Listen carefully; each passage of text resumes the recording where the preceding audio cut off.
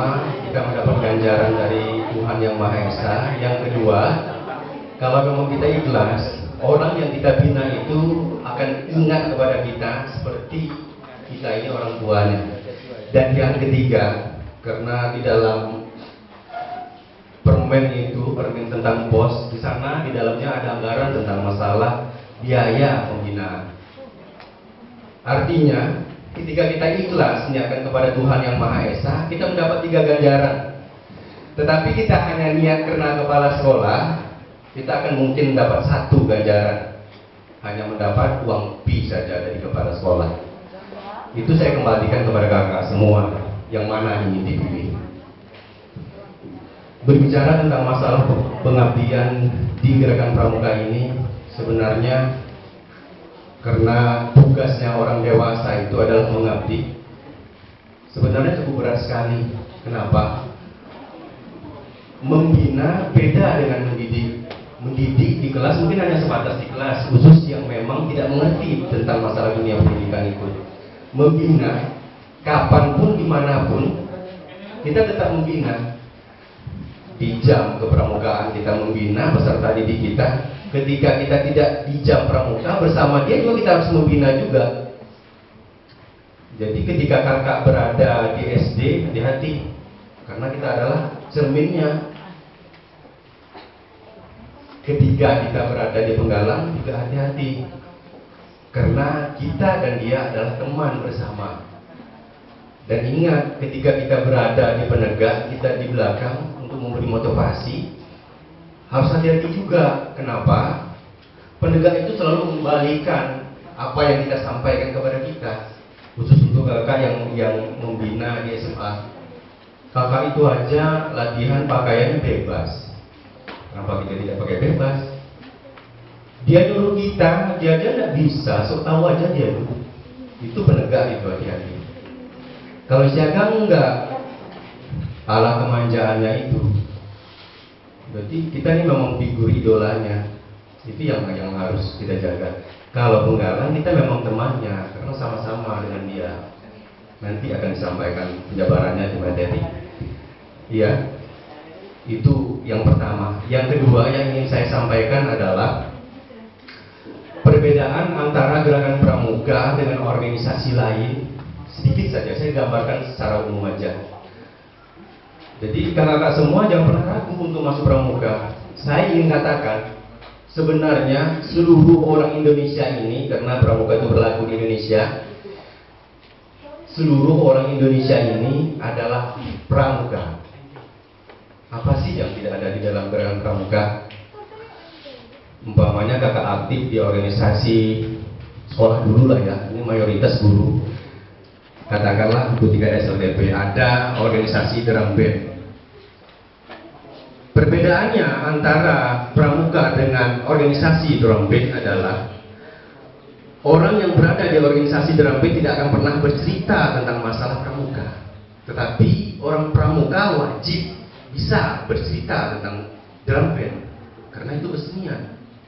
Ada di perguruan. Di orang perguruan itu tidak akan pernah bercerita tentang masalah drum band pramuka, tapi orang pramuka wajib bercerita perguruan karena ada TKK-nya. Apalagi PMR, istilah di dalam pramuka P3K. Orang PMR tidak akan pernah cerita tentang masalah pramuka, tetapi orang pramuka akan cerita di PMR. Bahkan di dalam pencapaian TKK di pramuka itu, untuk adik-adik yang mengikuti PMI atau PMR, PMI, skop kecamatannya, PMR, kalau dia sudah ada di PMI kan ada jenjangnya di PMR itu. Kalau dia sudah mendapat sertifikat jenjang pertama, kedua, ketiga, dia akan mendapat jenjang. Kalau dia Penggalang Penegak, Perua, Media, dan Utama. Cukup menampilkan ini sertifikat kanka di jenjang pertama. Kalau dulu nggak salah saya, dulu tadi di PMI itu ada jenjangnya juga. Nah sekarang saya nggak tahu, karena udah lama tak ikut PMR. Sekarang ini cuma jadi anggota donor darah aja di PMI. Sudah itu lagi apa? Apa yang ingin kita ceritakan tentang masalah keagamaan ngaji misalnya, ya? Orang Kori itu tidak akan pernah bercerita tentang masalah pramuka, tetapi orang pramuka wajib bercerita tentang masalah Kori. Sholat lagi umpamanya. Kalau di agama Kristen umpamanya terang Alkitab umpamanya. Para pendeta tidak akan cerita tentang masalah pramuka, tapi orang pramuka ada dididik yang beragama Kristen atau Nasrani wajib bercerita tentang masalah kitabnya. Jadi apa sih yang tidak ada di pramuka ini? Begitu juga dengan di sekolah. Saya tak ngerti teknik pramuka. Di dalam kurikulum pramuka itu ada dua. Satu syarat kecakapan umum, SKU namanya. Di dalam pencapaian SKU itu cuman ada 30% teknik kepramukaan atau ilmu kepramukaan. Sisanya itu ada PJK, ada olahraga, ada BKN, ada agama. Agama itu disesuaikan dengan kondisi peserta didik kita. Kita tidak bisa atau tidak mengerti tentang masalah teknik kepramukaan, ya ambil yang kita mengerti. Bisa sambil juga belajar teknik kepramukaan. Ya belajar orang tua kan beda, belajar dengan ada didik kita ketika menegak dulu. Dia memang benar, kalau kita curi-curi lah, ya sosok tahu dulu lah. Tolong bikinkan itu, sambil tengok, oh iya ya, ngikat itu gini rupanya. Nanti praktekan, jadi satu ilmunya. Besok itu lagi, ya lama-lama kan bisa. Kan nggak dimarah kan, mencuri ilmu kan. Ya konsep belajar itu kan melihat, mendengar, membaca dan lain sebagainya. Itu kan konsep belajar. Apalagi yang menjadi kejanggalan kakak semua yang dulunya tidak pernah pramuka. Rasanya tidak ada yang menjadi alasannya untuk tidak ikut di dalam gerakan pramuka. Ya. Itu sepintas kelas tentang masalah gerakan pramuka ini. Jadi jangan sampai besok setelah MD ini masih ada ilmu tapi tidak tahu nyok. Tidak ada alasan itu lagi. Ya, kalau juga kakak tidak percaya, nanti belilah SKU, dibacalah di dalamnya. Ada berapa persen lah ilmu pramuka itu. Ya, nanti ada tentang masalah pencapaian SKU nanti pada saat materi berikutnya. Ya. Itu yang ingin saya sampaikan tentang masalah gambaran kepramukaan. Kita masuk to the point aja. Apa ini kemudian?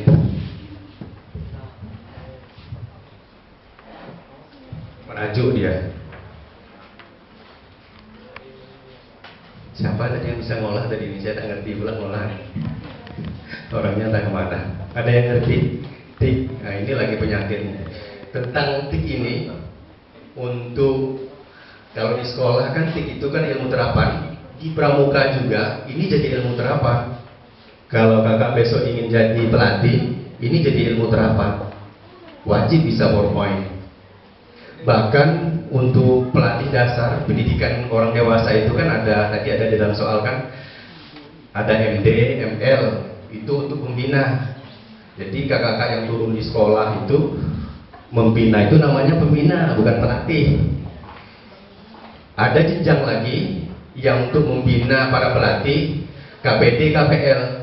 Untuk MD, ML, KPD, KPL sekarang itu sudah distandarkan nasional. Kakak-kakak yang selesai MD di sini boleh mengikuti ML di Malaysia umpamanya, di Singapura bisa. Syaratnya bisa berbahasa Inggris.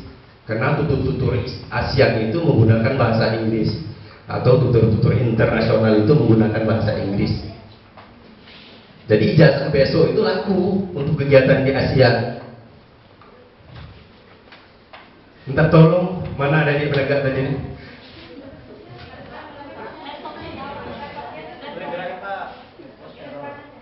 Oh, berarti yang mencari ijazah ini dan HP belum. Mana ijazahnya?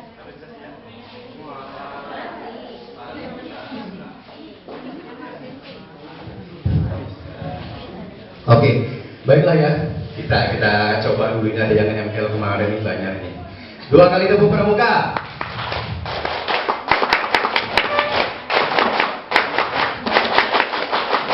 Oke, ada yang bingung, lihat dulu. Dan lihat saja tidak apa-apa. Nanti coba-coba aja bisa jadi.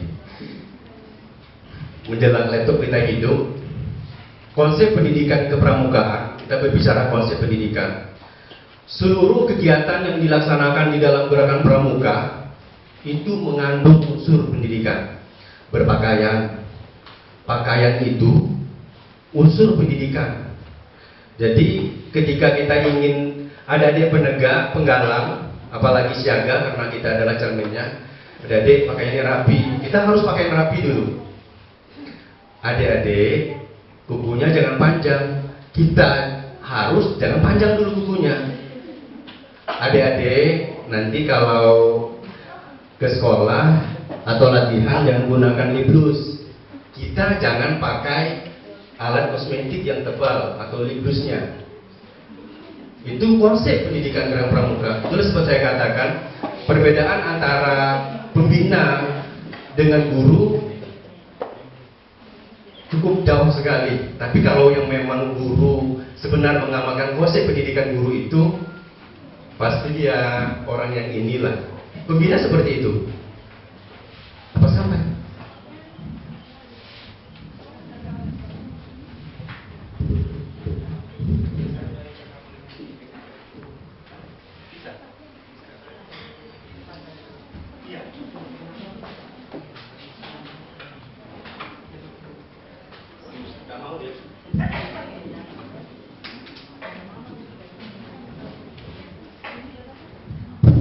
Bisa.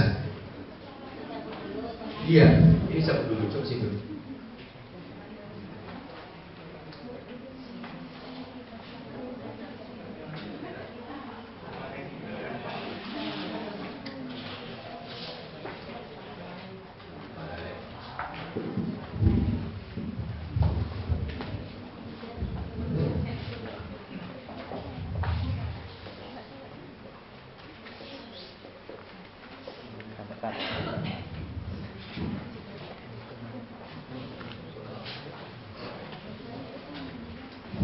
Ya, jadi seluruh kegiatan di dalam pendidikan Gerang Pramuka itu cuman bedanya kalau di sekolah ya kita sampaikan apa adanya seperti ini.